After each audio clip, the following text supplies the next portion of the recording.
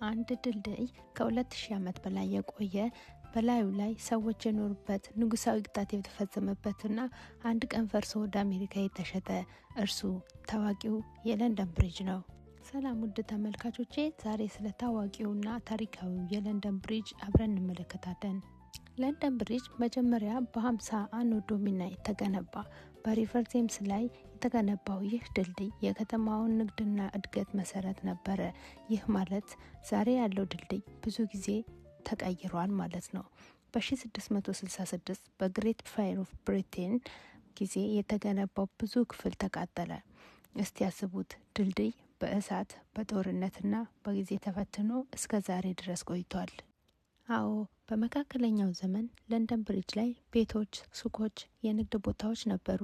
ሰዎች በድልድዩ ላይ ይኖሩ ነበር፣ ይገዙ ነበረ፣ ይሸጡ ነበር። እንደ ትንሽ ከተማም ነበረ።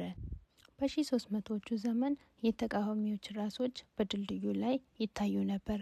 ለምሳሌ የዊሊያም ዋለስ ራስ በዚያ ተሰቅሎ ነበር። ይህ ለህዝቡ ንጉሱን አትቃወሙ የሚል መልእክት ነበረው። በ1968 አሮጌው ለንደን ብሪጅ ለአሜሪካዊ ንግድ ሰው ሮበርት ፒ መላኮች ተሸጠ። ከዚያም ወደ ሌክ ሃቫሱ ሲቲ በአሪዞና ተወስዶ ዳግም ተገነባ። ዛሬም አሜሪካ ውስጥ ለንደን ብሪጅ አለ። የህፃናት ዘፈን ለንደን ብሪጅ ኢዝ ፋሊንግ ዳውን የሚለው ዘፈን ከድልድዩ ብዙ ጊዜ ከመፍረሱ ጋር የተያያዘ ነው። ታሪኩ ወደ ህፃናት ዘፈን ተቀይሯል። ብዙ ሰዎች ለንደን ብሪጅና ታወር ብሪጅን ይገላግሉታል። ታወር ብሪጅ ሁለት ታወር አለው። ለንደን ብሪጅ ቀለል ያለ ዲዛይን ግን ታሪኩ እጅግ ጥልቅ ነው።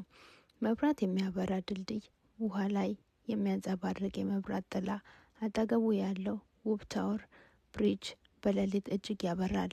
የሌሊት አየር የተሞላ የሮማንቲክና ሚስጥራዊ አቀማመጥ ያለው ለንደን ብሪጅ ቀላል ይመስላል፣ ግን ታሪኩ በውስጥ የተሸሸገ ዓለም አለ።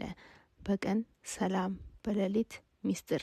ይህ ለንደን ትልቁና አስደናቂው ምልክት ነው። ክብራትና ክብራን፣ አብራችሁን ስለቆያችሁ እናመሰግናለን። በሌላ ቪዲዮ እስከምንገኝ ላይክ እና ሼር እንዲሁም ደግሞ ሰብስክራይብ በማድረግ ተባበሩን።